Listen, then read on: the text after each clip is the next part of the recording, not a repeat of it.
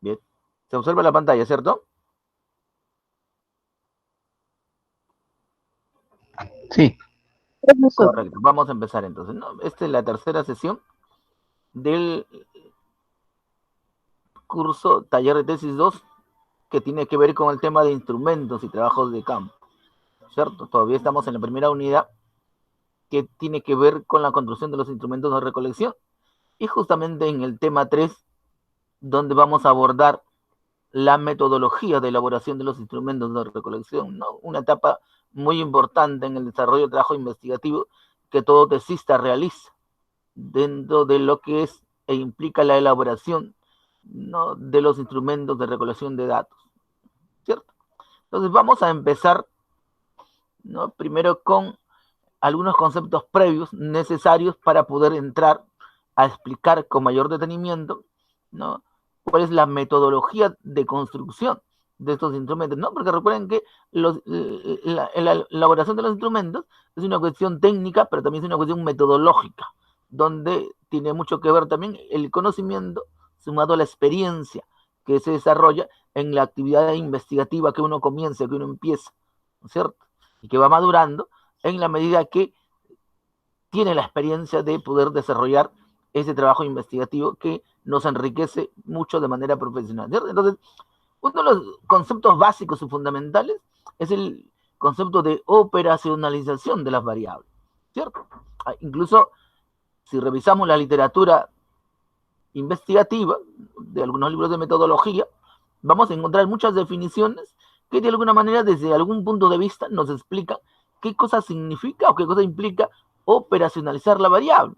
Por ejemplo, aquí encontramos unos conceptos, ¿no?, un concepto muy interesante que nos señala que operacionalización significa proceso metodológico mediante el cual los constructos abstractos, ¿no?, que son las variables, se van a traducir en sus referentes empíricos, ¿no?, que son básicamente las unidades de medición y que se caracterizan porque son observables, ¿no? Esa es la cuestión fundamental. Es decir, la variable es un constructo altamente abstracto, que no lo podemos observar directamente a través de nuestros sentidos, por lo cual, para medirlo, tenemos que hacerlo observable. ¿Cómo lo hacemos observable? A través de ese proceso metodológico denominado simplemente operacionalización, ¿cierto?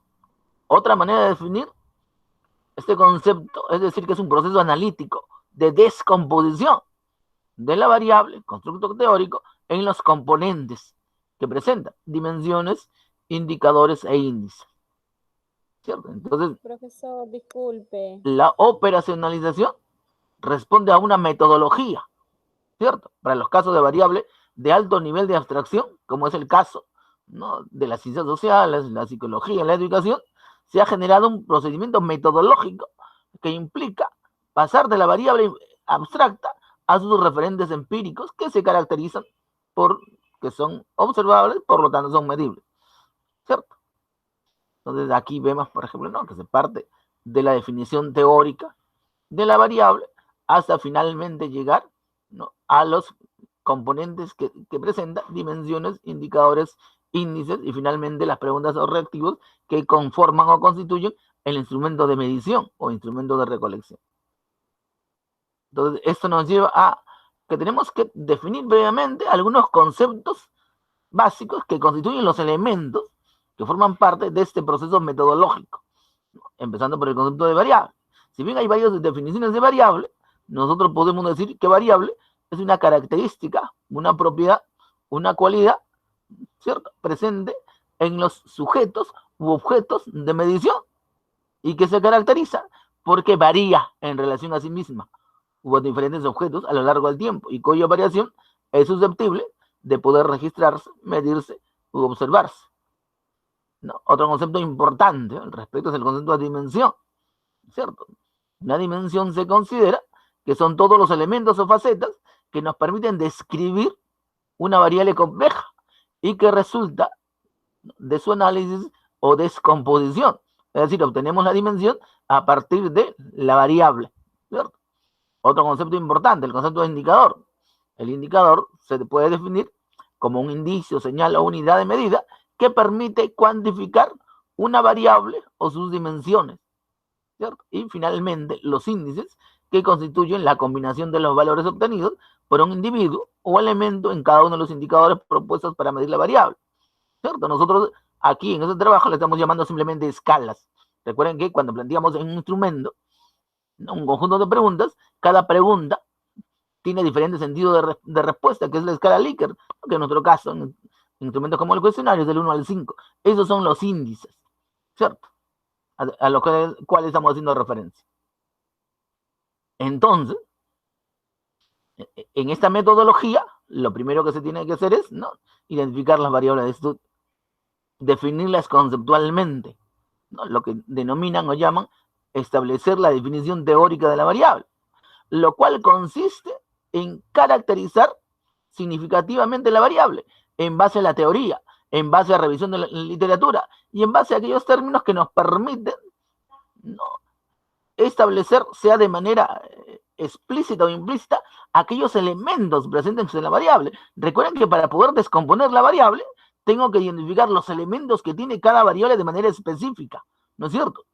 No son iguales los componentes que tiene la variable actitud científica respecto a los componentes o elementos que tiene otra variable, como inteligencia emocional, ¿no es cierto? Cada variable tiene una definición propia, una significancia propia, y en función del análisis, de la lectura, de la definición que caracteriza ese constructo variable, es que vamos a extraer los componentes presentes en este, que se encuentra, ¿no?, leyéndolo o de manera explícita o de manera implícita, ¿cierto? No todos los conceptos son similares, cada concepto es diferente, ¿no? En función de eso, determinamos las dimensiones que conforman esa variable, lo que implica una adecuación de la definición conceptual a los requerimientos prácticos de la investigación, lo cual nos va a permitir finalmente hacer este proceso de descomposición en los componentes o elementos que tiene la variable. Los indicadores, ¿no?, también son elaborados o establecidos de la misma manera, ¿cierto? Y finalmente establecemos los índices, que son los valores que van a permitir medir en diferentes grados, ¿cierto?, cada indicador o cada pregunta en todo caso, ¿cierto? Entonces ya estamos de alguna manera listos para esa etapa de poder conversar, de poder dialogar sobre lo que implica diseñar los instrumentos de recolección, ¿cierto? Entonces, este proceso tiene varias etapas, varios pasos, ¿cierto? Lo primero que tenemos que hacer, por lógica simple, es identificar las variables de estudio. Esas variables de estudio van a ser las que van a ser operacionalizadas, y cada variable nos va a dar lugar a un determinado instrumento. Es decir, si yo tengo una investigación de tipo bivariable, significa que en mi investigación tengo dos variables, por lo tanto, debo tener dos instrumentos. Si yo tengo una investigación multivariable de 3 variables, significa que voy a tener 3 instrumentos. Es decir, cada variable me va a dar lugar a un instrumento particular. Entonces, lo primero que tenemos que hacer es determinar o identificar las variables de estudio. Lo segundo, establecer la definición conceptual de las variables, de las dimensiones y finalmente de los indicadores, ¿cierto? En base a ese proceso metodológico, no porque es un proceso metodológico, elaboramos los instrumentos de recolección, establecemos los baremos y puntos de corte, y finalmente realizamos el análisis psicométrico de los instrumentos de investigación, ¿cierto? Como instrumento, ¿cierto? Y a partir de cada ítem, ¿cierto? Entonces tenemos la primera etapa, el primer paso para este proceso metodológico es la identificación de las variables de estudio. Para este caso, ¿cierto?, estamos tomando una investigación realizada en la Universidad de San Marcos en el año 2018 por los profesores dos profesores de la universidad, ¿no?, el que habla y el profesor Dante Macasana, ¿cierto? La investigación desarrollada en la universidad, ¿no?, se tituló La mediación pedagógica a través de las tecnologías informáticas y el aprendizaje ubicuo en los estudiantes de la Facultad de Educación de la Universidad Nacional Mayor de San Marcos. Como se puede observar, es una investigación de tipo bivariable, ¿cierto? Bivariable porque presenta dos variables, mediación pedagógica y aprendizaje ubicuo, ¿cierto? Leyendo el título, se puede observar además, ¿cierto?, que es una investigación, ¿no?, dentro del enfoque cuantitativo, ¿cierto? Asimismo, se encuentra dentro del diseño no experimental, ¿cierto? Correlacional transversal. ¿Qué significa esto?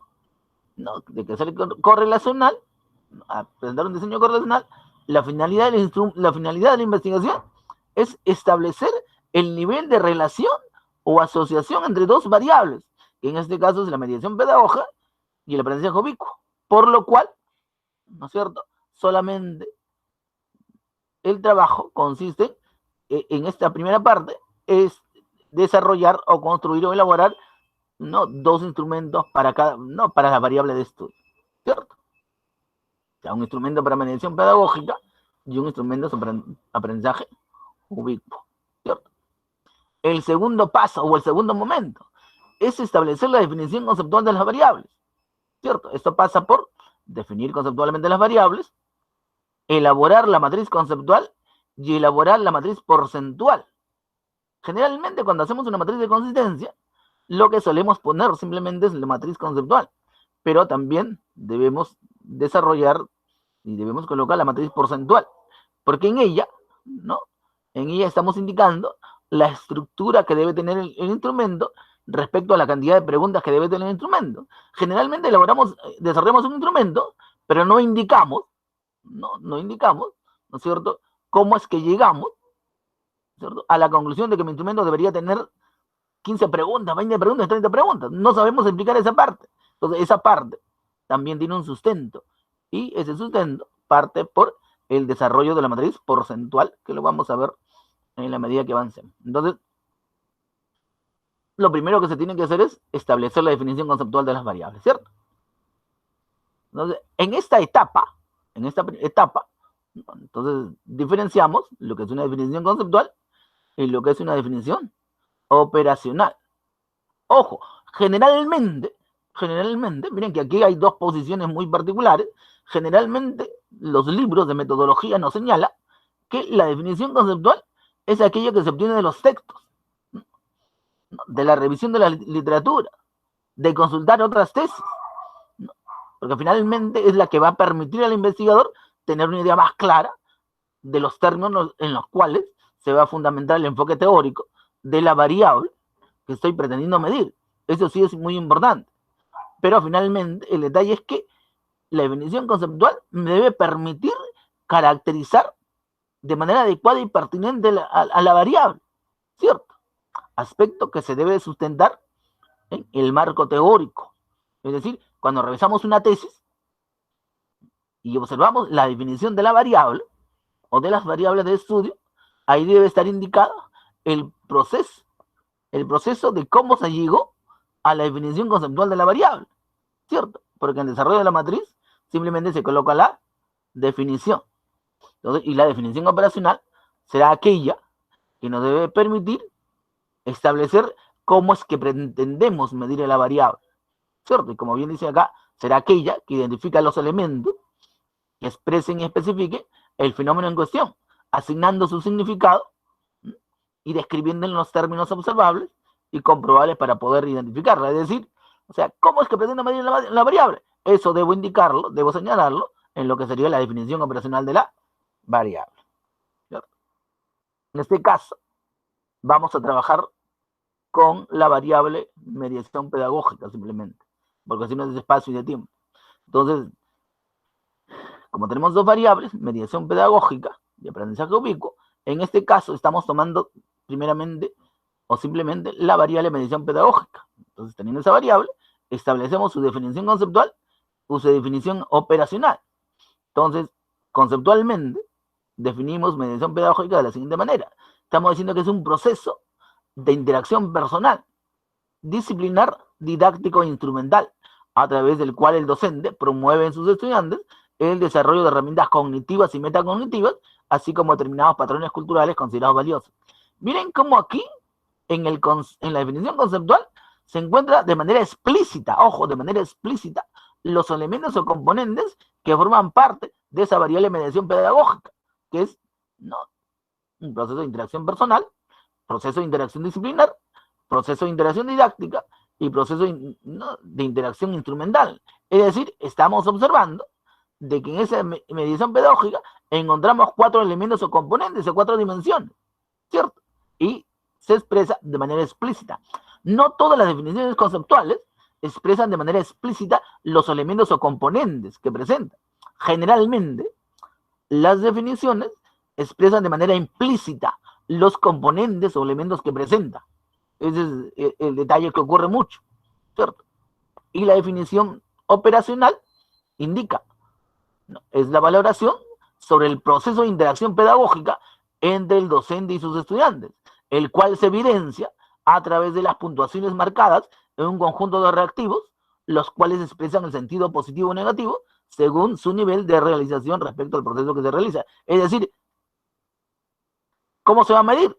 A través de que se va a encuestar a un conjunto de estudiantes, los cuales van a responder en un cuestionario, un conjunto de preguntas, ¿no es cierto? Y a partir de ellos van a indicar el nivel de percepción respecto a la variable o sus dimensiones, ¿no es cierto?, en el momento de marcar, ¿cierto? Y respecto a esto, van a expresar su nivel de percepción positivo o su nivel de percepción negativo en todo caso, ¿cierto? Profesor, ¿me escucha? Sí, te escucho, dime. Sí, lo que pasa es que no me queda claro muy bien la diferencia entre, en la conceptual, bueno, por lo que yo he realizado mi tesis de pregrado, en la conceptual tenemos que poner lo que un autor, ¿no?, nos indica, y en lo que es Ahora, operacional ¿puedes tengo hablar un poquito entendido, más alto? No le escucho mucho. a ver, no, sí, le decía, ¿ahora sí me escucha? Claro. Sí, lo que pasa es que le decía que no me queda claro muy bien lo de definición conceptual y operacional. Ya. Tengo entendido por mi tesis de pregrado que la conceptual tenemos que poner un concepto, ¿no?, de un autor, y en la operacional es sobre nuestra reflexión, ¿no?, del concepto. No sé si me puede aclarar eso. A ver, a ver, a ver. Es importante aclarar este aspecto porque a veces observamos, ¿cierto?, de que se genera un poquito de confusión. Como bien dije, hay dos maneras de establecer la definición conceptual, ¿cierto? Yo no dije hay una sola manera. La primera forma es revisando la literatura, ¿se dan cuenta? Revisando la literatura, en la cual yo identifico una definición, ¿no?, de un autor determinado, de repente, ¿cierto?, si considera que ésta se adecua, ¿cierto?, y reúne las características de la investigación que estoy realizando, la tomo. Cuando es así, ¿cierto? Cuando es de esa manera, yo cito al autor, ¿se dan cuenta? Porque mi investigación está yendo dentro de la línea de lo que el autor dice y dentro de su enfoque teórico, ¿se dan cuenta? Esa es la primera manera, la primera forma. La otra es cuando yo construyo la definición a partir de la lectura no, de varios autores y del análisis de la realidad en la cual voy a investigar, porque recuerden que cuando yo hago una investigación, yo encuentro un problema en la realidad, ¿no es cierto? ¿Estamos claros hasta ahí? ¿Cuándo empiezo una investigación? Cuando yo logro identificar en la realidad un problema, ¿cierto? Y en este caso, de la investigación que estamos realizando, es el aprendizaje ubicuo, ¿cierto? Pero mire, yo no veo el aprendizaje ubicuo de manera directa. Yo no percibo ese problema de manera directa. ¿Cómo lo percibo? A través de sus síntomas. ¿Se dan cuenta? A través de los indicadores que presenta esa variable. Entonces, ¿qué quiero decir ahí? ¿Cierto? Que a partir de la realidad, de la experiencia, construyo la definición que debe tener la variable en función de las características propias que estoy investigando. Es decir, en la investigación que uno realiza, tiene la capacidad de poder proponer, ¿cierto? Y de esta manera incrementa el conocimiento, ¿cierto? Pues no, ¿cómo se incrementa el conocimiento? Porque si solamente lo hacemos de una sola manera, lo que estamos haciendo es repitiendo lo que otro ha hecho, ¿no es cierto? Y en la investigación tenemos la posibilidad y la oportunidad de poder proponer, ¿no es cierto?, e incrementar el conocimiento que tenemos respecto al comportamiento de determinadas variables en la realidad. Es decir, hay dos maneras de poder desarrollar la definición conceptual. Una es transcribiendo lo que otro autor ha dicho. La otra es proponiendo a partir de la experiencia investigativa que estoy realizando. Esa es la otra manera respecto a la definición conceptual. Y en la definición operacional, lo que yo tengo que decir es, lo que tengo que indicar, señalar es cómo es que yo quiero medir la variable. Esa es la definición. A ese sentido se va. No es que sea la valoración, ¿cierto? Sino es que yo debo indicar de manera concreta, con palabras específicas, cómo es que yo pretendo medir la variable que estoy proponiendo en el proceso de la investigación que estoy realizando. Esa es en todo caso la diferenciación, mi estimado. No sé si se entendió esa parte. ¿Me escuchan? Profesor, disculpe, aún a mí no me queda claro la diferencia entre la segunda opción de obtener la definición conceptual y la definición operacional. La primera sí, claro, ¿no? Que es transcribiendo lo que un autor ya dice, ¿no? Basándonos en un autor, pero aún no me queda claro, la verdad. ¿Podría dar ejemplos en todo caso? Sino que el detalle es que cuando hacemos investigación, como diríamos, hay dos momentos diferentes de hacer la investigación. La primera es cuando yo estoy aprendiendo a hacer investigación, y la segunda es cuando yo ya sé investigación, ¿se dan cuenta? Entonces, cuando yo estoy aprendiendo a hacer investigación, lo más común, ¿cierto? Lo más común es que yo parta por lo más sencillo, lo más fácil, ¿cierto? Lo básico. ¿Y cuál es lo básico y lo más sencillo? Es, no, de alguna manera, coger lo que otro ha hecho. Y eso, coger lo que otro ha hecho, significa coger su definición, ¿cierto? Ese es como aprendo. ¿Se dan cuenta? Pero lo que le decía no es la única manera de establecer una definición conceptual, ¿cierto? Porque ¿cómo creen ustedes que en investigaciones diferentes, investigadores diferentes, plantean una definición diferente, ¿cierto? Es en ese proceso de construcción. Porque recuerden que la investigación es un proceso de construcción conceptual, un proceso de construcción de conocimiento. Y eso parte, ¿no es cierto?, por la definición. Porque recuerden que cada investigación debe ser diferente a la que la antecede, es decir, debe ser mejor a la otra. Y esta mejora implica o parte por un proceso de propuesta, de proponer conocimiento. Y eso solamente podemos hacerlo en la medida que podamos analizar la realidad en la cual hemos identificado el problema. Si no, el detalle ocurre que cuando uno identifica el problema, ¿no es cierto?, lo hace a través de un conjunto de instrumentos, ¿cierto? Pues tienen la intención de realizar un diagnóstico para poder establecer cuáles son los elementos de esa variable que ha identificado y que forma parte de un problema que está investigando.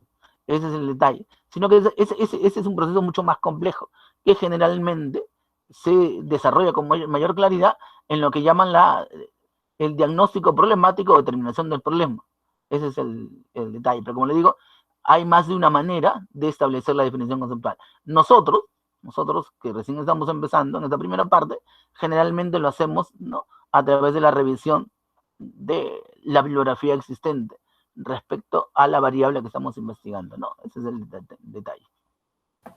Profesor, disculpe, entonces la segunda opción, yo lo estoy comparando algo así como un parafraseo más un aporte tuyo. No sé si estaría en lo correcto o estoy errada. Claro, también diferentes formas de hacer el proceso de construcción. Porque dense cuenta que la segunda forma de establecer la definición conceptual es un proceso de construcción. Un proceso de construcción. Y como saben, el proceso de construcción conceptual es diferente en cada persona. Algunos lo pueden hacer simplemente a través de la revisión de literatura y establecer las características que encuentran en cada definición. Podría hacerlo. Otros lo hacen de otra manera a través de explicitar, ¿no?, las características que encuentran en la realidad en la cual están investigando. Entonces hay varias maneras de poder trabajar o desarrollar ese proceso de construcción conceptual también. ¿Cierto? Así es así. Claro, porque justo a nosotros en taller de tesis 1 y en metodología de la investigación nos explicaron de que teníamos que poner siempre en la definición conceptual al autor, ¿no? Según Casani, bueno, citando el año, tal, y esa sería nuestra definición conceptual. Pero la definición operacional, como mencionó Nacimiento, ya sería nuestra definición propia de nosotros hecha, basado en lo que queremos medir, ¿no? Ya Claro. Mencionando las dimensiones. Así, la definición operacional es propia, porque cada uno tiene una manera particular de cómo va a medir la variable. Entonces, en ese sentido es propia. En ese sentido tiene mucha razón. Así es así. Okay, a ver, ¿otra inquietud al respecto? Tengo otra pregunta. ¿Pueden definir una variable tanto conceptualmente como operacionalmente? La conceptual la he sacado del texto. Claro. Pero para sacar la definición operacional la definición conceptual del texto del autor no me ha convencido mucho, pero lo que pasa es que solamente precisaba o sea, por ejemplo, ¿no? La definición conceptual de técnica y mapas conceptuales, por ejemplo. Pero no he encontrado hasta ahorita una fuente donde defina la técnica y mapas conceptuales, pero un autor definió el término técnica. Entonces yo puse la definición conceptual del término técnica. Pero para la definición operacional me basé de otro autor y había leído toda esa parte donde decía cómo elaborar un mapa conceptual, y entonces lo parafraseé. Y entonces di una definición operacional de acuerdo a lo que había entendido, pero me basé en otro autor. ¿Estaría bien eso? Habría que ver el caso específico, en todo caso. Habría que ver el caso específico. Pero cada definición es muy particular, de hecho que sí. Y me parece que debería que si tú estás tomando el autor de un determinado autor, una determinada definición, la definición operacional debería ser coincidente, ¿no?, con la idea que se expresa en la definición. No podría ser diferente. Por eso te digo, habría que ver de manera específica el caso para señalar en qué medida no se complementa, ¿no? Porque date cuenta que yo establezco mi definición conceptual para una determinada variable y mi definición operacional es un complemento respecto a esa definición conceptual, porque estoy indicando cómo mi variable, que se define de esta manera, voy a medirla. Entonces, de alguna manera, la definición operacional es un complemento de la definición conceptual. Por eso digo, habría que verla de manera específica. Yo imagino que cuando la presentes ahí vamos a tener la oportunidad de poder verla con mayor claridad para poder ver la relación que hay entre ambas, ¿no? Porque de hecho debe haber una relación. No es que una definición vaya por un lado y la otra por otro lado. No, tienen que complementarse. Así es. Sí, justamente cuando yo saqué la definición operacional, pude, de esa definición operacional pude sacar los indicadores. Bueno, habría que verlo entonces con más calma, no te preocupes. Claro. Ahí lo vamos a ver cuando la presentes. Gracias. A ver, ¿alguna otra pregunta, jóvenes? Profesor, ¿de las dos definiciones se saca los indicadores o puedo sacar solamente de la definición conceptual? No. A ver, una cuestión. Se supone que la definición que me sirve para descomponer la variable en sus elementos es la definición conceptual. La operacional es simplemente para indicar cómo es que voy a medirla. Son dos cosas diferentes. Entonces, cuando yo defino mis variables de manera metodológica, establezco dos definiciones. Establezco una donde caracterizo a la variable indicando los elementos que la componen, ¿cierto? Como dice acá, no, proceso de interacción personal, disciplinar, didáctico e instrumental, ¿cierto? Esa caracterización puede ser explícita o implícita, ¿cierto? Pero es una caracterización. Y la otra es donde indico cómo es que yo, como investigador, pretendo medirla, ¿cierto? Ese es el detalle. Es como la diferencia que existe entre definición y conceptualización, ¿cierto? Entonces son dos cosas diferentes, ¿no? Una cosa es definir y otra cosa es conceptualizar, ¿cierto? Pero ambas se complementan, ¿no es cierto? Cuando yo digo conceptualizan, cuando yo conceptualizo algo, me refiero al proceso mental en el cual identifico algo de manera concreta en la realidad. Por ejemplo, cuando yo hablo de la silla, ¿cierto? Todos sabemos que es una silla, ¿no es cierto? ¿Por qué? Porque hemos tenido una experiencia con sillas, ¿no es cierto? Yo hablo de la silla y todos mentalmente ya tienen la imagen de lo que es una silla, ¿cierto? Pero sin embargo solamente la estamos conceptualizando. Si yo digo, defíneme la silla, yo estoy hablando de las características que presenta la silla, ¿cierto? De manera explícita o implícita. O sea, me refiero a qué cosa o para qué sirve de repente, ¿no? Entonces, tanto la definición como la conceptualización son cosas diferentes, pero se complementan. Lo mismo acá, ¿no es cierto? La definición conceptual dice una cosa, pero se complementa en la definición operacional, porque mientras la primera caracteriza, sea de manera explícita o implícita, ¿cierto?, una variable, la segunda lo que indica es cómo es que pretendemos medirla, nada más, ¿cierto? Ese es el detalle. Ok. ¿Alguna otra preguntita, jóvenes? ¿Alguna otra pregunta? Podemos continuar entonces, ¿no? Profesor, cuando se hacen los pretest, ya se puede agregar ese resultado a la definición operacional. ¿Cuándo elaboramos los pretest?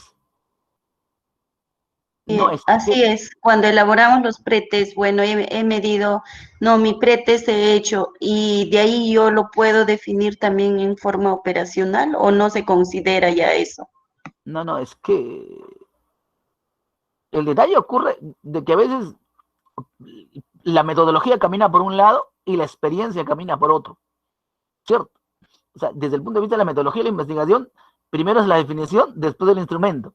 Sino que el detalle ocurre que nosotros estamos acostumbrados a hacer lo inverso. Primero hacemos el instrumento y después hablamos de la definición conceptual y operacional. Se puede hacer, ¿cierto? Y de hecho que se hace. Muchos investigadores obvian esta ruta de trabajo, ¿no? Porque el proceso de construcción de instrumentos lo que nos hace indicar es una cuestión metodológica respecto a cuál es la ruta de trabajo, o sea, cuál es la ruta que debemos seguir para elaborar o diseñar ese instrumento que necesito para meter mi variable. Es una ruta de trabajo, ¿se dan cuenta? Simplemente es eso. Y que lo haga de manera inversa, no tiene nada que ver, también lo puedo hacer, sino que hay que tener claridad suficiente para poder, a partir del instrumento, generar la definición que me permita, ¿no?, desarrollar la definición conceptual y desarrollar la definición operacional. También se puede hacer. Es cuestión de experiencia, nada más. Así es, así es. Ok. Profesor, ¿Alguna otra pregunta? Justo ahora que usted menciona esto, yo recuerdo bastante al profesor, bueno, de taller de tesis 1, que él siempre nos recomendaba, ¿no?, encontrar un instrumento para el tema que nosotros queremos desarrollar.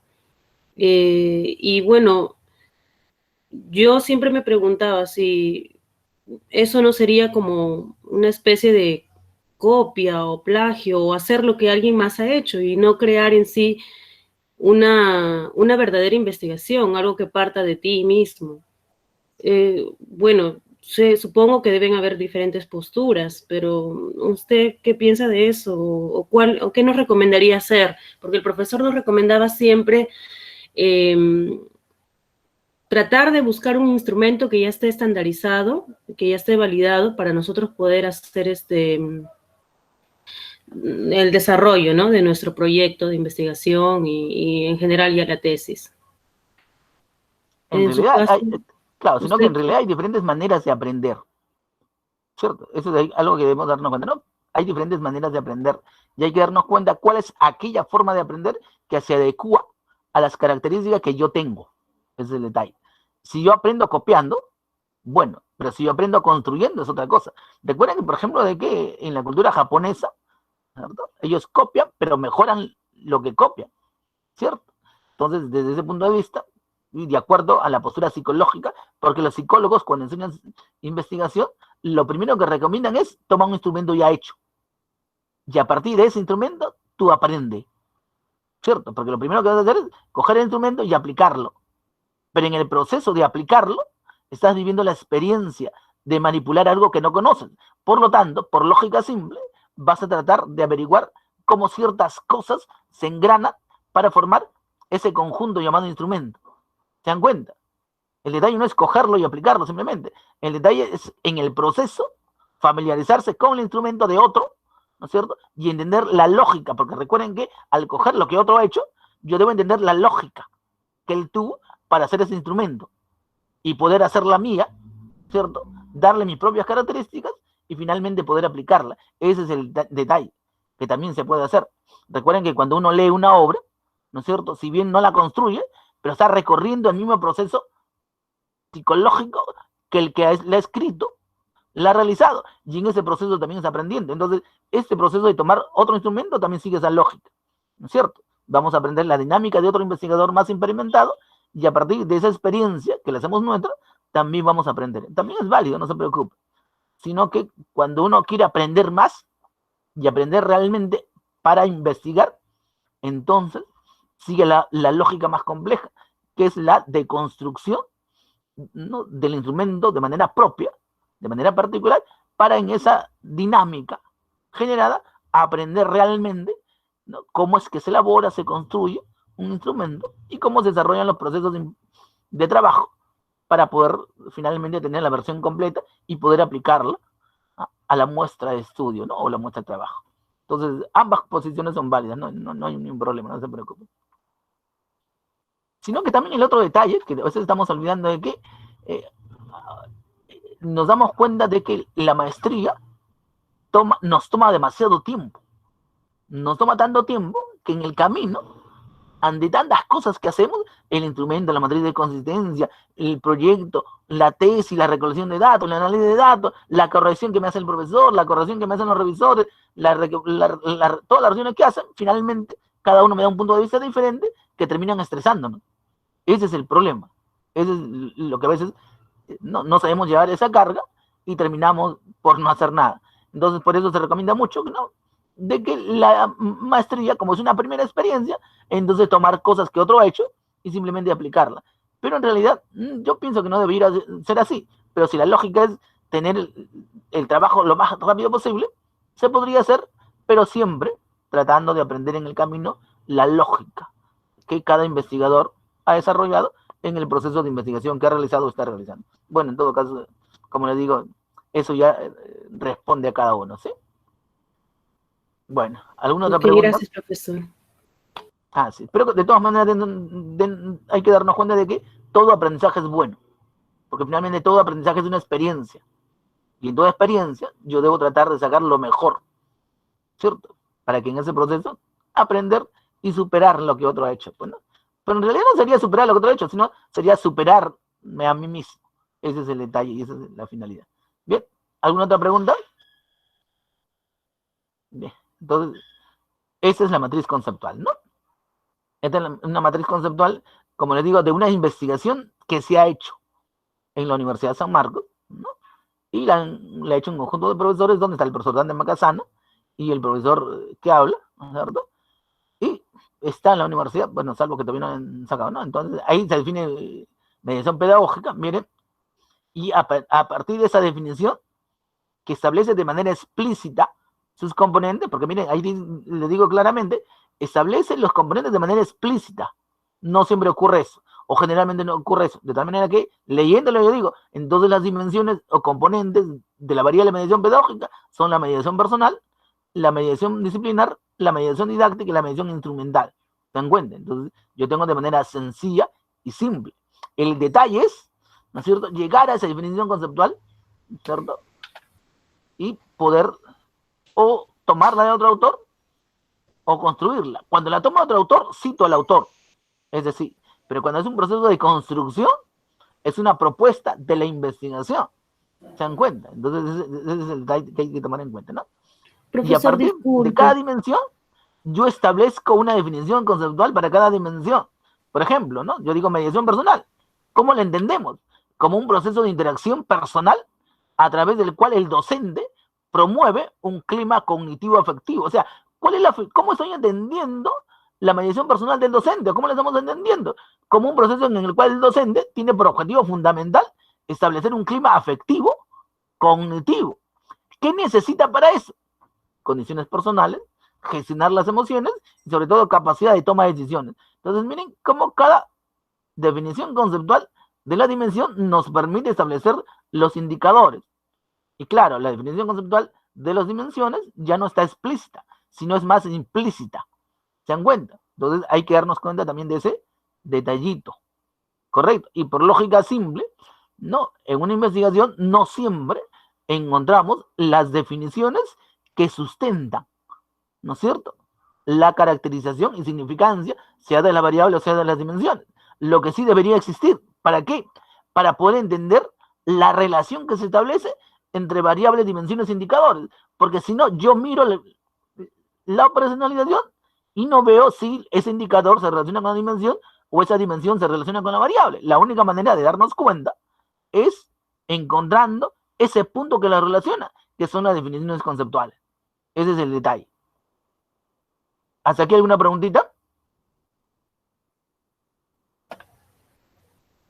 Vale, entonces, y miren que esta matriz conceptual... Solo una indicación, por favor.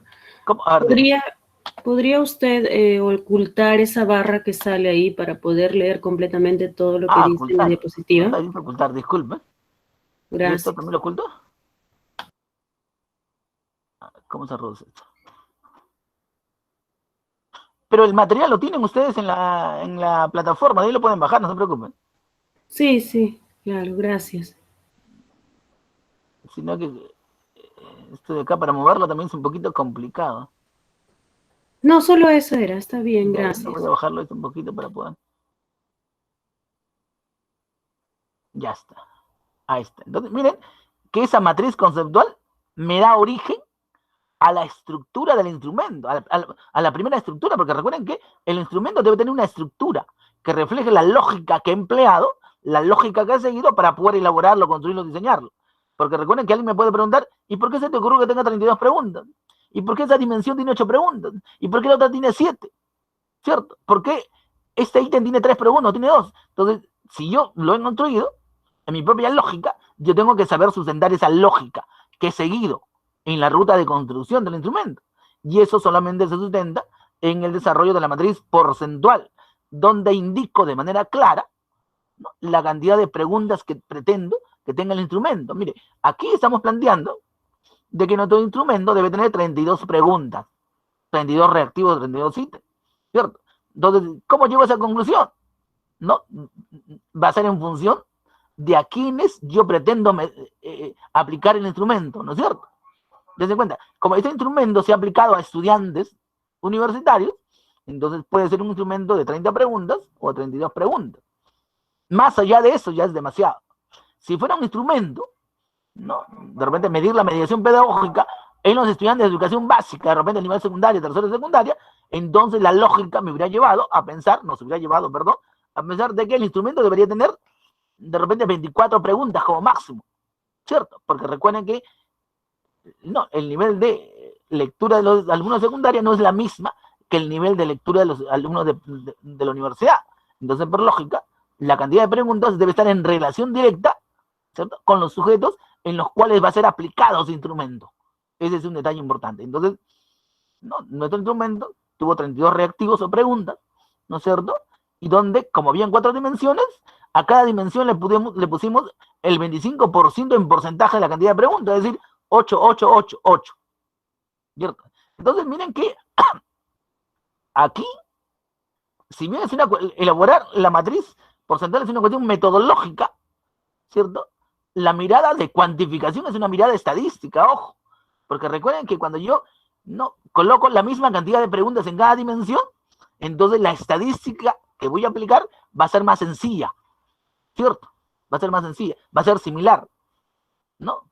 Claro que yo podría poder dimensiones, una con 8 preguntas, la otra con 7, la otra con 4, podría hacerlo, pero el detalle es que cuando desarrollo el trabajo de campo, el análisis estadístico, no voy a demorarme más, se va a complicar más. Entonces, una manera de hacerlo más ágil, más sencillo, más rápido y más fácil es igualar la cantidad de preguntas en cada dimensión. Por eso decimos, no, cada dimensión tiene 8 y al final el instrumento tiene 32 preguntas, ¿cierto? Entonces ya indicamos de esta manera la cantidad de preguntas que tiene cada dimensión.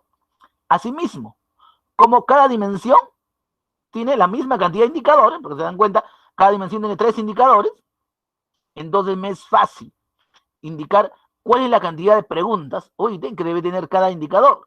Entonces hemos indicado de cada indicador según el nivel de importancia que la experiencia del investigador le indique, ¿no?, asigna el peso a las preguntas. Entonces consideramos que en el caso de la mediación personal, lo más importante serán las condiciones personales que tiene el docente y la forma como gestionan las emociones.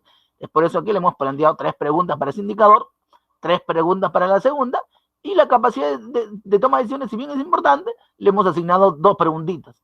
Entonces, ese es el orden de peso o prelación de las preguntas que hemos indicado.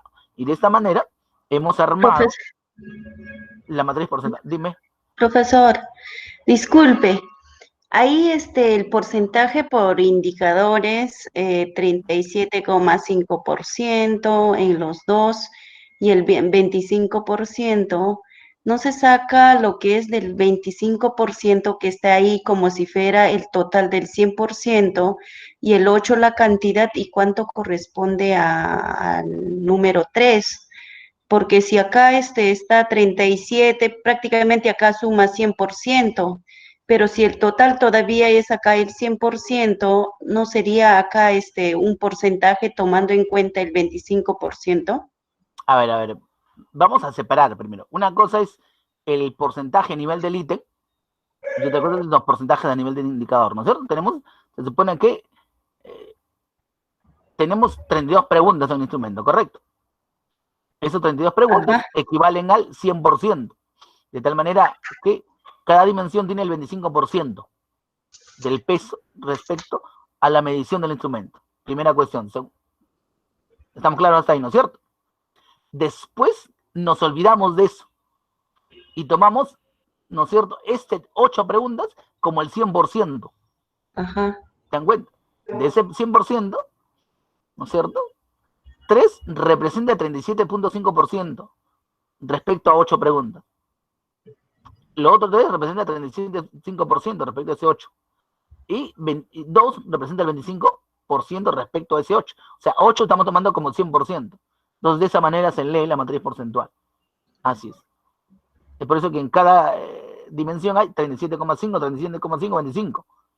Y debajo igualito, igualito, igualito. ¿No sé? Se está repitiendo eso, ¿no? Ese es el detalle. Ah, no sería para que dé el 25%, sino No. para que dé el 100%. Esos 25% suman el 100% del instrumento. Claro, Pero cuando porque hablamos esta ya de parte indicadores, del 100, ¿no?, el 100% son 8 preguntas. Entonces la interpretación es de esa manera. Así es. Entonces, es la forma o la manera como se lee la matriz porcentual. Pero muy buena indicación, nos permite clarificar ese punto, ¿no?, y para que quede un poquito más claro, ¿no? Porque a veces hacemos las cosas, las presentamos y las podemos entender de manera diferente, ¿no? Entonces es importante. Muy atiéndolo, pero bueno, no se preocupe. Otra ya, preguntita. porque yo lo tomé así, el 8 que sea el 25%. Entonces lo tomé así, 8 como si fuera el 25%, ¿no? Como si fuera el total que pertenece al 25%. ¿Para qué? Para sumados de los porcentajes de acá de los ítems, de también acá el 100%. Claro, Entonces, hay que corregirla. Claro, sino que el detalle es que el número 8 juega 2 papeles. O sea, el número 8 es el 25% en relación al total, que son las 32 preguntas de todo el instrumento. Pero también, de manera muy aparte, el 8 representa el 100% en función al número de preguntas o reactivos que tiene cada indicador. Entonces tiene 2 maneras de entenderlo y leerlo. Esa es la figura ahí. Ya, profesor, gracias. Sí, sino que ya es un lenguaje más estadístico. Sino que a veces es algo que nos damos cuenta que los números nos marean, ¿no? No se preocupe. Profesor, En un principio nos marean, ya después nos acostumbramos y hace más fácil. A ver, con la pregunta. Profesor, tengo una pregunta. Ahí en la dimensión de mediación personal, Ya. colocó porcentaje por indicador 37,5%, el primer indicador, ¿no? El segundo indicador 37,5% y el tercer indicador 25%. En este caso, los dos primeros indicadores tienen mayor porcentaje que el tercer indicador. ¿Qué criterio, hay criterios para establecer mayor o menor porcentaje de esos indicadores? ¿Qué criterio hay que poner?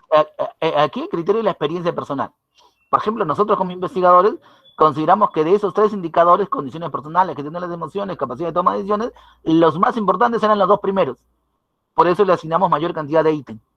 Y al tercero, consideramos que también es importante, pero es menor en relación a los otros 2, por lo cual asignamos solamente 2 preguntas que equivalen al 25%, de ese 100% que equivale a 8. Ahora, de repente, otro investigador pudo haber hecho lo inverso. No hay ningún problema.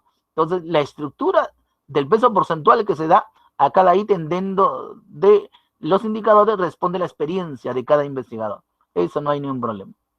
Así es. Es por eso que cuando construimos instrumentos, ¿no es cierto?, las versiones que cada uno presenta son diferentes, no solo a nivel de las dimensiones o definiciones que presenta, sino también a nivel de las estructuras porcentuales que realiza, ¿cierto? Cada uno tiene su propia experiencia y esa propia experiencia finalmente es la que nos permite enriquecer los trabajos que cada uno realiza para poder analizar diversos problemas en las realidades en las cuales nos encontramos y desarrollamos las investigaciones que realizamos. Ese es parte del aporte que realiza cada uno en todo caso, ¿no? Son particularidades en todo caso. Ahí no hay ningún problema. Ok. ¿Alguna otra preguntita?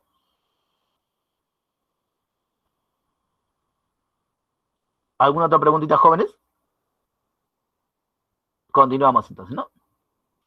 Entonces, ya estamos en el tercer paso. El tercer paso tiene que ver con el diseño y elaboración propiamente de los instrumentos, ¿no es cierto? Aquí ya establecemos cuál es la estructura del instrumento, hacemos una redacción detallada de los ítems o reactivos o preguntas que debe tener el borrador del instrumento, porque recuerden que lo primero que elaboramos es un borrador del instrumento, ¿cierto? Eso es importante notarlo. Entonces, aquí ya, por ejemplo, tenemos un borrador de la estructura, donde hemos indicado, ¿no?, la variable, ¿no es cierto?, las dimensiones, los indicadores, la cantidad de preguntas de cada indicador, y ya le hemos puesto los índices, ¿cierto? Porque recuerden que operacionalizar implica hallar, ¿no?, variables, dimensiones, indicadores e índices, solo que aquí no le estamos llamando índices, sino le estamos llamando escala. Es decir, cada pregunta, ¿no es cierto? Porque recuerden que este instrumento que va a medir la medición pedagógica es un cuestionario, y como cuestionario, ¿no es cierto?, tiene respuestas politómicas, ¿no es cierto?, que en este caso serán del 1 al 5. Entonces, cada pregunta, o sea, cada una de las preguntas, las 32 preguntas, debe tener, ¿no?, 5 posibilidades de respuesta. Es decir, cuando marca una pregunta, ¿no?, si él al leerla considera que nunca se da eso, entonces marca 1. Si él considera que casi nunca, marcará 2. Si él considera que a veces, marcará 3. Si él considera que casi siempre, 4. Y si él considera que siempre se da eso que se le están preguntando, entonces marcará 5. Entonces, esa es la escala Likert. Entonces, desde ese punto de vista, nos vamos a dar cuenta que hay dos tipos de instrumentos. Aquellos que tienen respuestas múltiples de naturaleza politómica, escala Likert, ¿no es cierto?, que miden generalmente el nivel de percepción respecto a un determinado constructo, y aquellos instrumentos, ¿no es cierto?, que tienen una naturaleza dicotómica, que básicamente son las pruebas objetivas, ¿cierto?, verdadera o falsa, ¿no? Y además, aquí establecemos cuáles son los rangos de caracterización de la variable, porque recuerden que al medir la variable, el primer momento del trabajo de campo es la parte descriptiva. Yo tengo que describir cómo he encontrado esa variable en la realidad en la cual estoy investigando. Y en ese sentido la caracterizo en función de determinados niveles, que aquí hemos puesto 3 niveles, alto, medio y bajo, pero que podría ser bueno, regular o malo también, ¿no es cierto? Pero lo más general es eso. Ahora, se supone que establezco los niveles y establezco también rangos. Por ejemplo, en el caso de la variable, ¿no?, se supone que, dada una encuesta respondida, ¿no es cierto?, al sumar los puntajes en bruto de toda la encuesta, ¿no?, como tiene 32 preguntas, entonces, lo máximo que puede responder ese sujeto es cuando siempre marca 5 en el instrumento. O sea, 32 por 5 es lo máximo que va a contestar. O sea, que es 160, mire. Y lo mínimo que va a contestar es cuando siempre marca 1.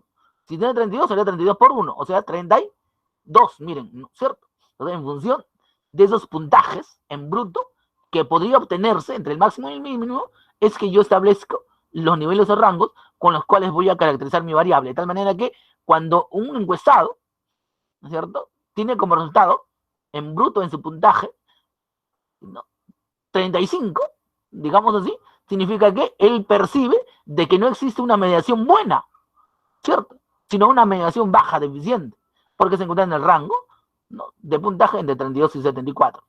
Si tuviera un puntaje en bruto de 100 de repente, no, entonces tiene una percepción regular respecto a cómo percibe la mediación pedagógica, porque su puntaje se encuentra en ese rango, 75 y 117. Y por último, si tuviera un puntaje de 150, significa que él tiene una buena percepción respecto a la variable medida o evaluada, ¿no?, porque su puntaje se encuentra entre 118 y 160. Y miren que esta estructura, resumen del instrumento, me debe indicar cuáles son niveles y rangos de medición de la variable, pero también cuáles son los niveles y rangos de medición con los cuales voy a evaluar, o pretendo evaluar, a esas dimensiones. ¿Se dan cuenta? Entonces, esa es la estructura básica del instrumento.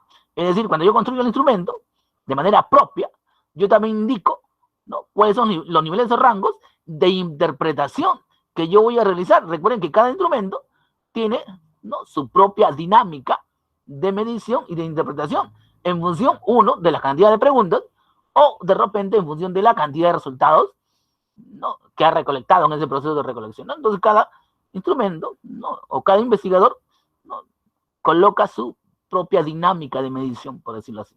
Entonces, eso es importante poder notarlo y desarrollar. Profesor, y finalmente, dime. ¿Qué tal? Buenos días. No entiendo bien la diferencia de las dos columnas que dicen nivel y rango. Los números esos, ¿cómo aparecen? A ver, esta es una clase, es la próxima clase, nos estamos adelantando un poquito, simplemente para que ustedes ya tengan una idea, un poquito, pero de todas maneras, no, se supone que si yo hablo de mi instrumento, en este caso, mi instrumento de mediación pedagógica, ¿cuántas preguntas tiene? 32, ¿no es cierto? ¿cierto? Entonces yo debo hacer un rango para describir, ¿no es cierto?, esa variable en función de esa cantidad de preguntas que tiene el instrumento, ¿no? Se supone que elaboro en función de ese instrumento un baremo, ¿no?, donde establezco primero el puntaje máximo y mínimo. El instrumento tiene 32 preguntas y cada pregunta tiene una posibilidad de respuesta que va del 1 al 5. ¿Estamos claros hasta ahí? ¿Cierto? ¿No? El instrumento Perdón, tiene 32 profesor, ¿tiene preguntas. 32 o 42 preguntas? No, Por 32 que... preguntas. 32 preguntas. Entonces, miren, yo miro el baremo, miren el baremo acá. Miren, cuando miro el nivel bajo, el valor mínimo me indica la cantidad de preguntas del instrumento de medición, miren. Entonces, ¿cuál es la cantidad de preguntas del instrumento de medición? 32. ¿Por qué 32? Porque si un encuestado marcara siempre la mínima posibilidad, es 1. 32 por 1. 32. ¿Se encuentra? Pero como cada respuesta tiene una posibilidad máxima que es 5, y la cantidad de preguntas es 32, su posibilidad máxima será 32 por 5, o sea, 160. En función de esas puntuaciones máximas y mínimas, yo establezco los niveles de medición o rangos, ¿se dan cuenta? Entonces, ese es un procedimiento que va de esa manera, simplemente. Para el instrumento con 32 preguntas. Lo diferente es la dimensión, porque la dimensión también la tengo que describir, pero la dimensión tiene 8 preguntas, ¿se dan cuenta? Y él no tiene 32. Entonces ahí será 8 por 1. El mínimo valor será 8. Y el máximo será 8 por 5, 40. ¿Cierto? Entonces yo en función de esos valores establezco los niveles o rangos. La próxima clase voy a explicar con mayor detenimiento esto, ¿cierto? Ahora, imaginemos que fuera un examen, ¿no? De hecho, el valor la nota mínima que un alumno puede sacar es 1, ¿no es cierto? Claro que puedo ponerle de 0, ¿no? Pero lo mínimo que podría tener es 1. O de repente también 0, ¿no? Y la nota máxima que podría tener es 20. ¿Se dan cuenta? En función de esos valores se establecen los rangos, ¿no es cierto? No, será jalado o deficiente cuando saque de 0 a 10, por ejemplo.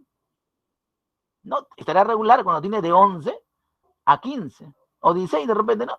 Y tendrá buena nota, excelente, cuando está entre 17 y 20, ¿no? Miren cómo establezco los rangos o niveles para clasificar a los alumnos en alumnos jalados, alumnos regulares y alumnos buenos o excelentes.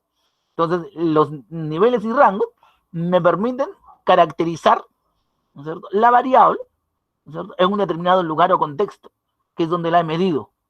Y para eso establezco estos niveles y rangos, ¿no?, cuyo proceso se llama baremización, que es ya un poquito más complejo y que lo vamos a ver con mucha más calma y más detenimiento en la próxima clase. Así es. ¿Hasta aquí alguna otra preguntita?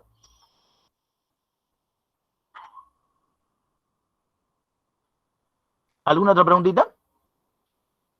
Proseguimos entonces.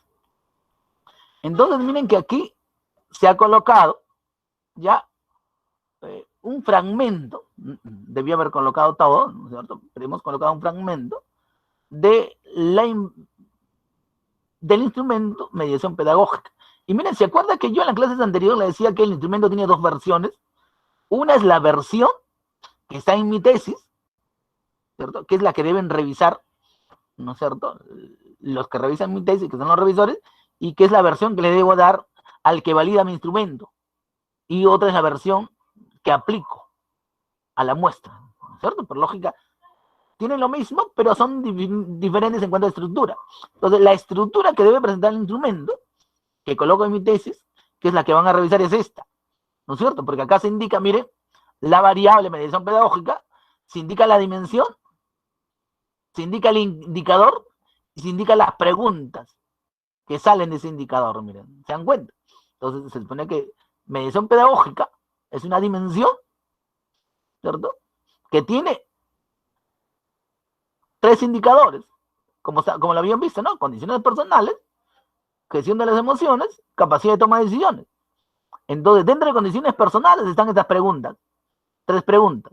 Dentro de la gestión de las emociones están estas 3 preguntas. Y dentro de capacidad de toma de decisiones están estas preguntas de acá, 2 preguntitas. ¿Se acuerdan? Porque era 3, 3, 2.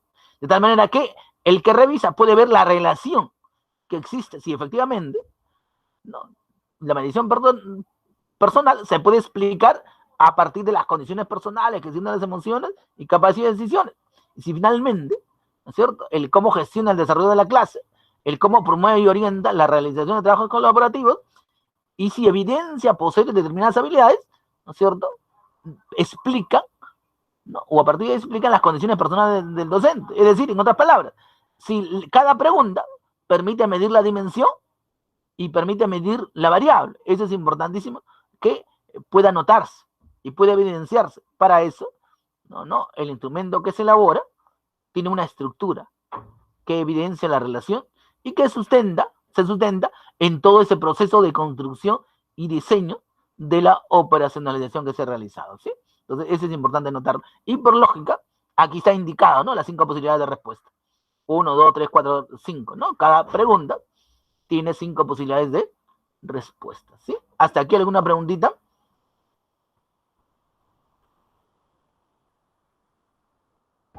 Profesor, eso también se puede dar un valor, ¿no?, a esas respuestas. Claro, acá están los valores, del 1 al 5. Así es. Sino que cuando se tabula los datos, ya es un proceso que se llama categorización, que luego vamos a ver también en otra clase con más detenimiento. Es simplemente la presentación de la estructura formal que debe tener el instrumento para cuestiones de revisión de la coherencia entre la variable, dimensión, indicadores y reactivos. Ese es el detalle, ¿sí? Entonces continuamos con esta parte. En cuanto a la redacción de las preguntas, acá hay un conjunto de recomendaciones, ¿cierto?, que se acostumbran, ¿no? Por ejemplo, los ítems deben elaborarse en torno a una idea, deben formularse en un lenguaje claro, asequible al público que va dirigido. Yo no puedo adornarme en el lenguaje o redacción de las palabras. La redacción debe ser clara, personal, directa, debe ser neutra, evitando en lo posible condicionar la respuesta de los sujetos encuestados, ¿cierto?, ¿no? La redacción debe realizarse en lenguaje sencillo, evitando en lo posible el empleo de ambigüedades. Debe evitarse que la redacción incluya connotaciones no deseables. El enunciado del ítem debe ser claro, cuidando sobre todo las reglas de gramática, ortografía y puntuación. Por lo cual se recomienda mucho de que el instrumento le demos a un corrector de estilo, ¿cierto? Recuerden que cuando uno termina el borrador del instrumento, lo recomendable es darle un corrector de estilo, ¿cierto?, para que él vea en su experiencia, ¿no?, cómo hemos redactado el lenguaje y nos pueda corregir lo que no es adecuado para las preguntas la redacción de las preguntas del instrumento, ¿cierto? Y finalmente, el número de preguntas debe ser acorde al público al cual va dirigido, ¿no es cierto? Entonces yo debo tomar en cuenta mucho eso. Y finalmente, el cuarto paso, que ya es la próxima clase, que tiene que ver con el establecimiento de los baremos y puntos de corte, ¿no es cierto? Entonces, en ese proceso de establecimiento de baremos y puntos de corte, hay varias metodologías de construcción, también, ¿no?, dependiendo de la intencionalidad del estudio y sobre todo de las características que asume el investigador, ¿cierto? Y eso tiene que ver primero con determinar los valores máximos y mínimos, ¿no?, de los puntajes que se pueden obtener, el establecer los rangos y finalmente establecer los niveles o rangos, ¿no? Es decir, una propuesta, ¿no?, de baremización, ¿no?, porque baremización significa establecer los baremos o simplemente establecer los niveles o rangos con los cuales voy a interpretar la información que recojo de los sujetos que he encuestado, ¿cierto? Como bien indica acá, este proceso de baremización implica primero identificar cuál es el valor mínimo posible y cuál es el valor máximo posible, ¿cierto? En función de esos valores mínimos y máximos, yo establezco 2 puntos de corte, ¿no es cierto? C1 y C2, esos los denomino puntos de corte. Esos puntos de corte me permiten establecer el tamaño de los rangos, ¿cierto? Por ejemplo, ¿no?, se supone que el primero la diferencia entre el valor puntaje del primer punto de corte y el valor mínimo me indicará el tamaño del rango, del primer rango, ¿no es cierto? La diferencia entre el valor puntaje del segundo nivel de corte, ¿no es cierto?, y el primer punto de corte más 1 me indicará el tamaño del segundo rango. Y finalmente, la diferencia en puntaje del puntaje máximo y el valor del segundo rango más 1 me indicará el tamaño o el ancho del tercer rango. Entonces, este es un proceso de establecimiento de los niveles o rangos, o simplemente proceso de lo que llamamos nosotros los que hacemos estadística, baremización, ¿cierto? Establecer los baremos y puntos de corte.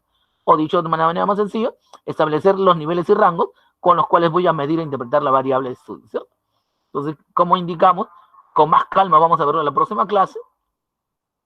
Esta quinta etapa, que es muy importante, tiene que ver con lo que denominamos el análisis psicométrico de los instrumentos de recolección, donde se realiza el proceso de validación del instrumento, el establecimiento de la confiabilidad y finalmente el análisis de los reactivos. Y tengo preguntas que conforman el instrumento. No, recordemos que tenemos dos tipos de instrumentos: aquellos instrumentos, ¿no?, de respuestas múltiples o politómicas, y aquellos instrumentos que tienen respuestas dicotómicas, que son las pruebas objetivas o pruebas de conocimiento, y los procesos por lógica de confiabilidad y de análisis de ítem se realizan en función del tipo de respuestas que tengan cada uno de los instrumentos, ¿cierto?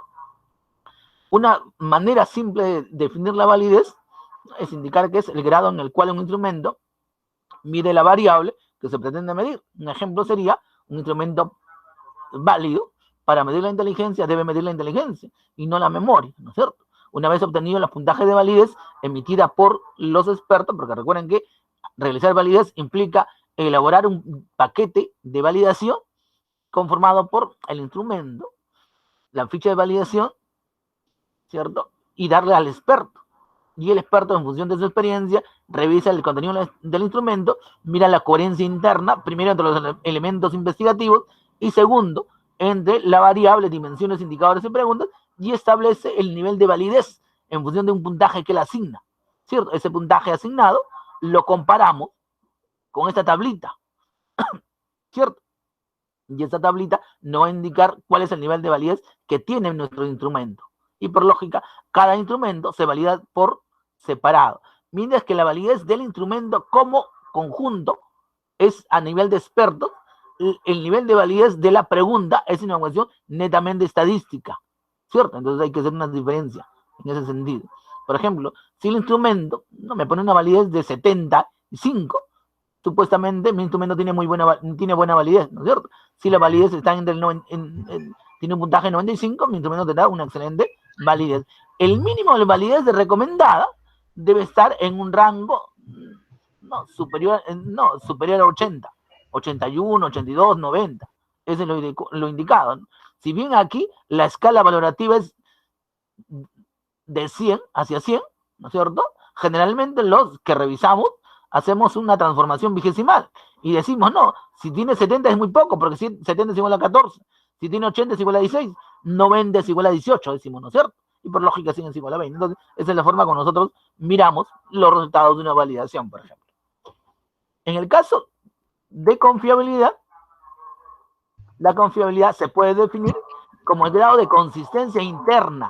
Profesor, disculpe, le quisiera hacer una pregunta sobre respecto a la validez. A ver. Dos preguntas. La primera pregunta es, ¿qué técnicas normalmente de validez usted ¿Podrías hablar un poquito más fuerte? La primera pregunta que le quiero hacer, ¿sí me escucha, no? Sí, sí. Y ok, le quería hacer dos preguntas. La primera pregunta es, ¿cuáles son las técnicas que utiliza para la validez? Por ejemplo, está la de Baiken, o esa es una, y si existe otro tipo de herramienta para realizar la validación. Y dos sería, ¿cuál de los tipos de validez que usted conoce es la más aceptada, por ejemplo, en San Marcos o en otras entidades que usted considera, ¿no? Es muy interesante tu pregunta, pero tenemos toda una clase de validez. O sea, hay una clase específicamente para ver validez, ¿cierto? Entonces ahí vamos a mirar con mayor criterio y mayor amplitud los diferentes tipos de validez que se pueden realizar, ¿no es cierto? Porque generalmente nosotros estamos acostumbrados a realizar simplemente la validez de contenido por revisión del experto, ¿cierto? No, pero sin embargo, lo que se trabaja mucho en la actualidad es la validez estadística, ¿cierto? Porque cuando lo valida el experto, generalmente nosotros decimos validez aparente. ¿Por qué? Porque el criterio de revisión se revise a la experiencia del experto, que si bien en muchos casos podría ser subjetiva, en nuestro contexto, en nuestro medio, ¿no es cierto?, es muy especulativa. ¿Por qué?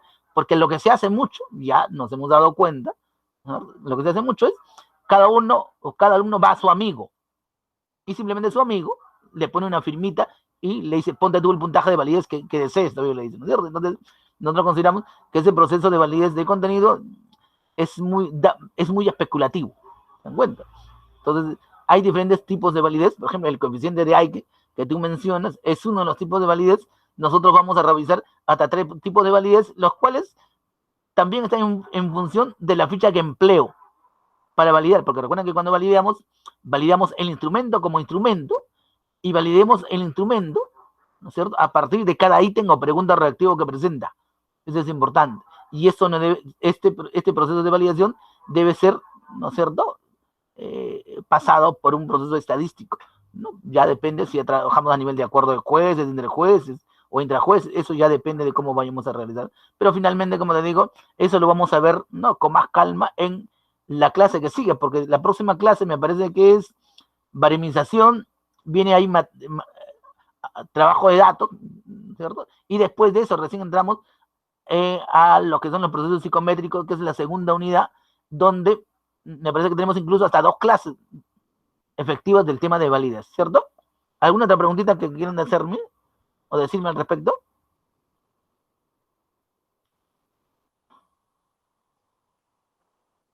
¿Alguna otra pregunta, jóvenes? Bueno, pasamos a confiabilidad entonces. ¿Qué pasó acá? Ahora sí. Entonces, decíamos que la confiabilidad es el grado de consistencia interna, ¿cierto?, de los resultados alcanzados por las mismas personas en diferentes momentos en los cuales se les aplica una prueba o un instrumento de medición. Un ejemplo sería, si se midiera en un determinado momento la temperatura ambiental usando un termómetro, y en diferentes medidas sucesivas diera un resultado diferente, entonces el instrumento en cuestión, no, que es el termómetro, no sería confiable. No, Sampieri nos da un ejemplo parecido, nos habla de una balanza, ¿no es cierto? Y nos dice que si un sujeto se pesa repetidamente, en momentos diferentes, en esta balanza, y en cada medida que se hace, el resultado es diferente, entonces esta balanza carece de confiabilidad. Eso es muy cierto. Y a diferencia de la validez, la confiabilidad, ¿no es cierto?, para realizarla, lo que se hace es establecer un grupo piloto, donde yo aplico el instrumento borrador para determinar el nivel de confiabilidad que tiene el instrumento.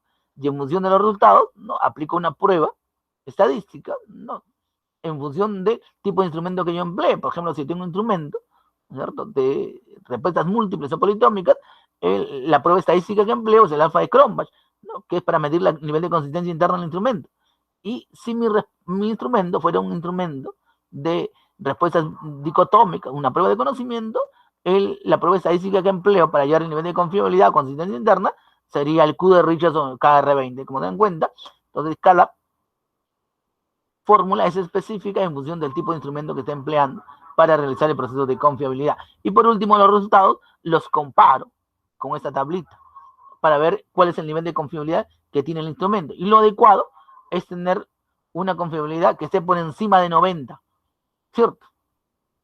Ahora, ¿por qué? Porque cuando hacemos la confiabilidad del instrumento y de repente tiene 80, ¿no?, eso es un posible indicio de que una de las dimensiones que componen el instrumento tenga una confiabilidad muy baja.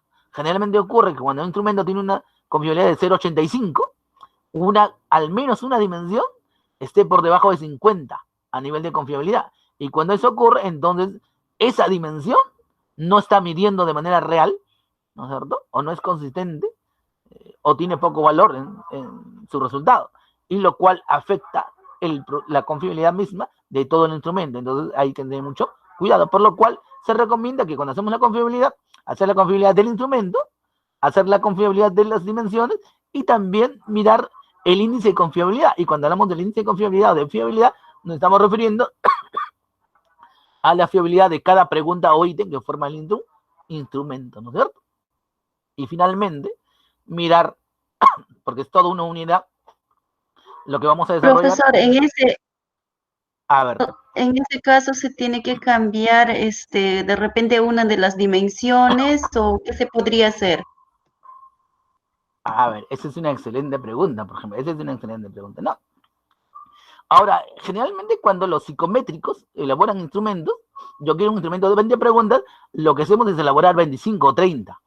¿Se dan cuenta? para que en el proceso de mirar cada pregunta, miremos cuáles son las preguntas menos pertinentes o simplemente cuando tengo de más, las desecho.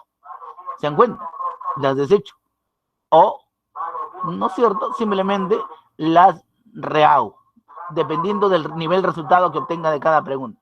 Pero en todo caso, en el momento en el cual hagamos ese análisis, les voy a indicar con mucha más calma cuáles son los diferentes procedimientos que se tienen para poder mejorar tanto la validez como confiabilidad. Una manera mucho más sencilla que dicen los metodólogos, ¿no? Porque el metodólogo dice, entonces, no, yo quiero mejorar la confiabilidad del instrumento, ¿no? Le pongo más cantidad de preguntas al instrumento, lo cual es válido. El problema ocurre de que la cantidad de preguntas debe estar más que en función de ese detalle, debe estar en función de los sujetos a los cuales voy a aplicar mi instrumento, por lo cual los procesos de psicométricos que realicemos, tanto de confiabilidad o validez o análisis de ítem en cada instrumento, deben ser particulares en función del tipo de preguntas que haga. Entonces, incluso este proceso de análisis de las preguntas es un proceso de aprendizaje de cómo deben ser redactadas realmente las preguntas que realizo en el instrumento que tengo, ¿no? Entonces, es un proceso un poquito más largo y más complejo de explicar. Así es. ¿Alguna otra pregunta al respecto? Y aquí ya vemos, ¿no?, el análisis de ítem. De hecho, hay varios parámetros para poder analizar un ítem. Se supone que en cada pregunta hacemos un análisis del índice de dificultad, índice de discriminación, índice de fiabilidad, de validez y finalmente un análisis de distractores. Ahora, este análisis de ítem también es específico en función del tipo de instrumento, ¿no? Por ejemplo, si yo quiero hacer de repente un índice de dificultad, no lo puedo hacer en un cuestionario. Un índice de dificultad será específico para una prueba objetiva, ¿cierto? Y finalmente, ¿no?, la teoría de respuesta al ítem nos plantea una manera particular de poder analizar la validez de cada pregunta reactiva, que está en función de determinados parámetros, que básicamente son 3 parámetros. El índice de discriminación del ítem, ¿no es cierto?, la magnitud en la cual se presenta la característica que estoy pretendiendo medir y la probabilidad de acierto o desacierto de cada sujeto que contesta cada pregunta que conforma un determinado instrumento. Entonces, esos 3 parámetros me permiten analizar la viabilidad del ítem, ¿no es cierto?, dentro del proceso de construcción y elaboración del instrumento. Es una cuestión muy particular, muy interesante, donde de hecho hay bastante información en la actualidad y que nos permite tener un mayor nivel de comprensión de cuál es la forma real, ¿no es cierto?, más objetiva de poder darnos cuenta, ¿no?, hasta dónde me puede servir este instrumento y sobre todo las preguntas que hemos redactado para poder realizar este proceso de medición de las variables que estamos estudiando. Bien. ¿Hasta aquí alguna pregunta, jóvenes? ¿Hasta aquí alguna pregunta? Bien, entonces estamos listos para lo que sería la segunda parte, ¿no es cierto? Estamos listos para lo que sería la segunda parte. Voy a detener la grabación un ratito.